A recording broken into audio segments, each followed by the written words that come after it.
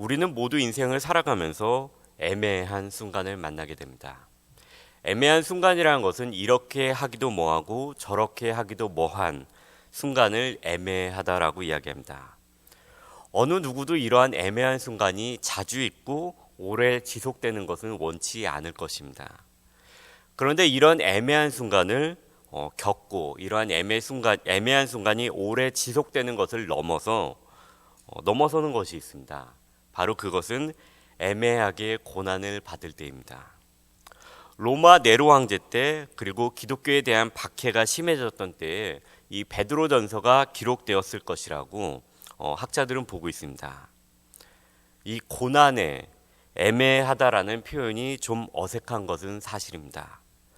그러나 우리 그리스도인들의 그 본질, 신분과 연관시켜서 생각하면은 베드로전서의 수신자들이 받는 고난을 애매하게 고난을 받는다라고 표현을 사용한 한국에 있는 한 신학 교수님의 이야기가 납득이 되기도 합니다. 우리 그리스도인들은 세상에 속한 자가 아닙니다. 그런데 세상에 있는 자들입니다. 또한 복음 전파를 위해서 세상에 있는 자들입니다. 즉 세상에 속한 자가 아닌데 세상으로부터 고난을 받고 있습니다.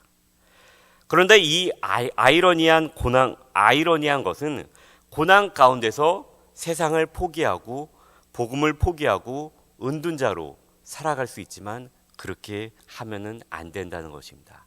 그것이 바로 우리 그리스도인의 신분이라는 것입니다.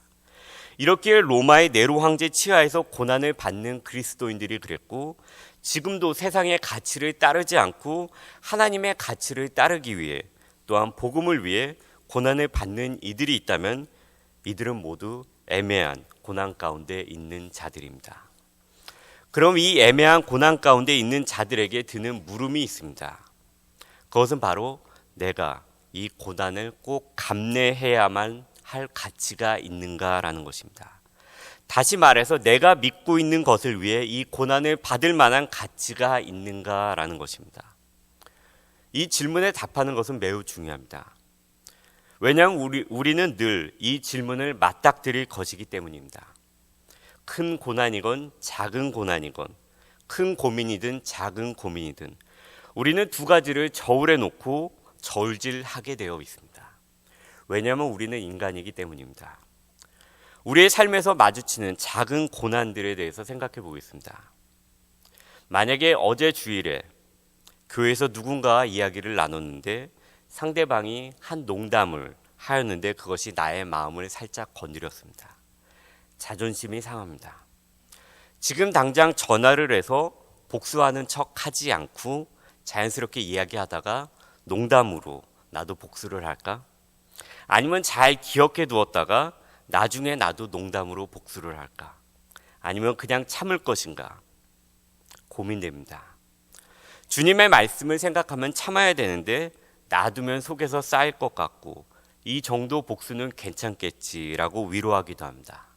작은 고난의 한 종류입니다. 어떻게 하시겠습니까?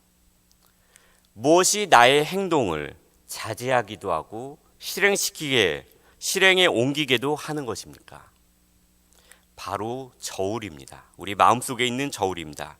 이것과 이것을 재어보고 고난을 내가 감내할 만한 가치가 있는가 없는가를 저울에 재어보고 우리는 우리 자신을 자제하기도 하고 행동에 옮기기도 합니다. 오늘 본문의 가장 큰 주제는 거룩하게 되라는 것입니다. 15절에 오직 너희를 부르신 이처럼 너희도 모든 행실에 거룩한 자가 되라가 오늘 본문의 가장 큰 주제이며 이를 중심으로 설명하는 내용이 오늘 본문을 담고 있습니다. 즉 저울의 한쪽에 모든 행실에 거룩한 자가 되라를 올려놓고 다른 추에 내가 지금 받고 있는 고난을 올려놓고 내가 어떻게 행동해야 될지를 생각해보고 결정하라는 것입니다. 오늘 본문에 많은 내용이 있지만 두 가지를 살펴보도록 하겠습니다. 먼저는 하나님은 우리에게 이 사람은 나를 믿으니까 그의 행위에 대해서 봐주고 이 사람은 믿지 않으니까 봐주지 않고 이렇게 하시는 분이 아니라 우리를 부르신 이처럼 모든 행실에 거룩한 자가 되어야 한다는 것입니다. 17절을 함께 보도록 하겠습니다. 외모로 보시지 않고 각 사람의 행위대로 심판하시는 이를 너희가 아버지라 부른즉 너희가 나그네로 있을 때를 두려움으로 지내라. 이 17절에서 말씀하는 외모, 각 사람의 행위, 그리고 심판은 구원을 받고 못 받는 구원론에 관한 말씀이 아닙니다. 모든 사람은 하나님 앞에서 차별 없이 자기의 행위에 대해서 심판을 받는다는 것입니다. 물론 하나님은 예수님을 믿고 대속함을 받아 의에 이른 자들에 대해서는 더 큰 사랑으로 보고 있습니다. 그러나 오늘 본문의 이 말은 하나님께서 믿는 자의 행동에 대해서 살짝 눈 감아 주신다는 것은 아닙니다.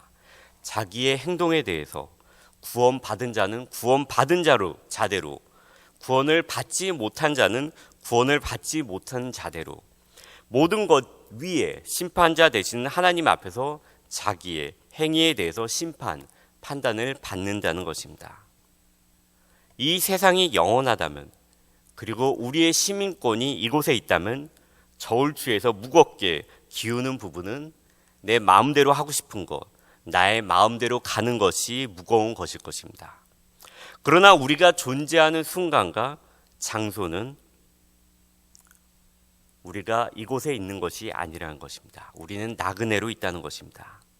그리고 모든 사람을 외모로 판단하시지 아니하시고 행위대로 심판하시는 하나님을 또 다른 저울추에 놓고 행동하라는 것입니다.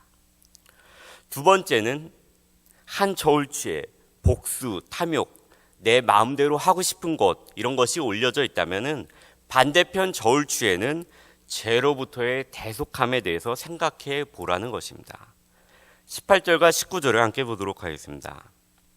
너희가 알거니와 너희 조상이 물려준 헛된 행실에서 대속함을 받은 것은 은이나 금같이 없어질 것으로 된 것이 아니요 오직 흠없고 점없는 어린 양 같은 그리스도의 보배로운 피로 된 것이니라.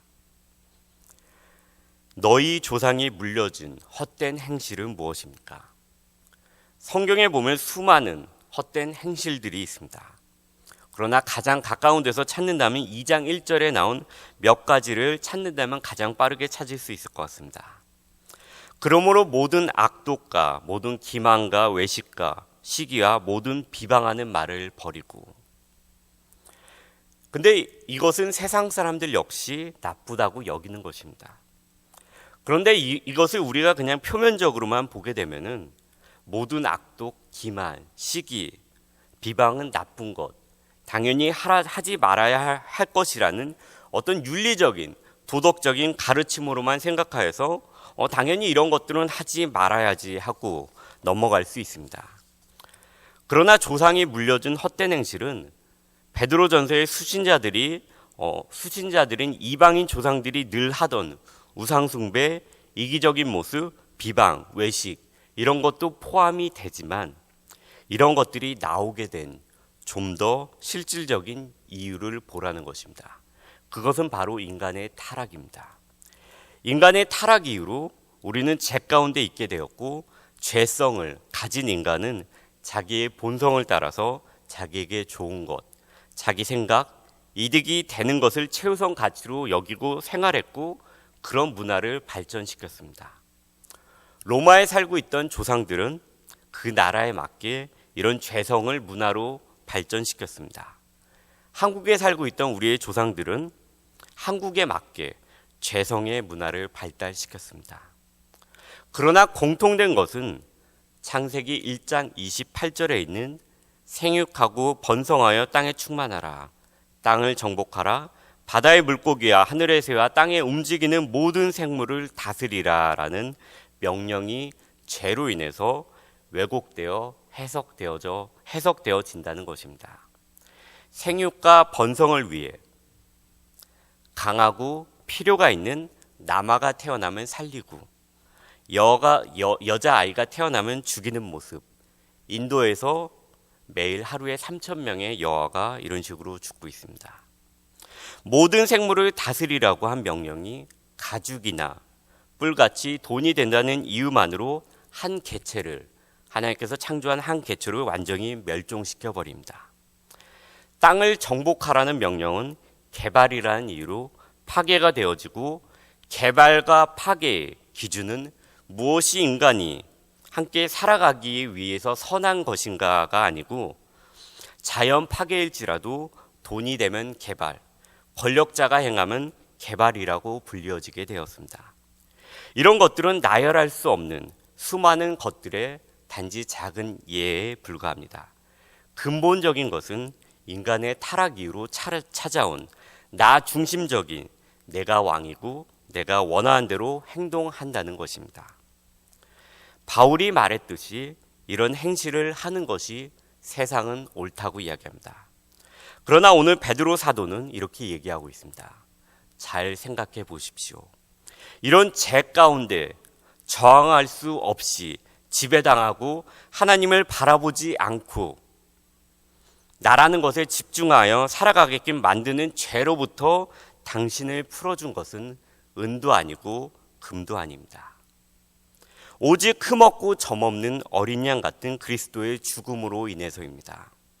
우리의 죄값을 그분이 대신 치러 주었기 때문에 우리가 깨끗하여졌습니다 라고 우리에게 말씀하고 있습니다.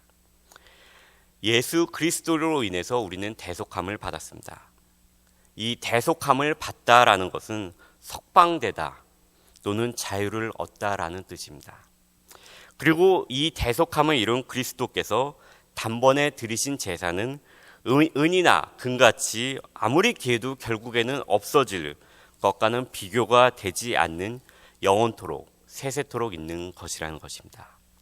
이것을 생각하며 세상 가운데 만나는 고난 가운데서 한쪽 저울추에 예수 그리스도의 대속함을 올려놓으라는 것입니다. 오늘은 한번 하루 동안에 저울을 생각하며 살았으면 좋겠습니다. 그리고 다른 것은 생각하지 말고 22절에 있는 형제, 사랑을 생각하면서 마음속의 저울이 이리저리 움직일 때 오늘 본문의 말씀을 생각하면서 실제로 한번 재어봤으면 좋겠습니다. 그래서 무조건 참는 것이 아니라 논리적으로 생각하면서 애매한 고난 가운데, 애매한 상황 가운데, 그리고 이 고난을 참는 것이 가치 있는 것인가, 아니면 어떻게 내가 행동해야 되는가에 대한 행동, 그리고 판단 기준, 대응 정도, 해결 방안을 우리 마음속에 저울추에서 오늘 본문의 말씀을 한 곳에 올려놓고 오늘 하루를 살았으면 좋겠습니다.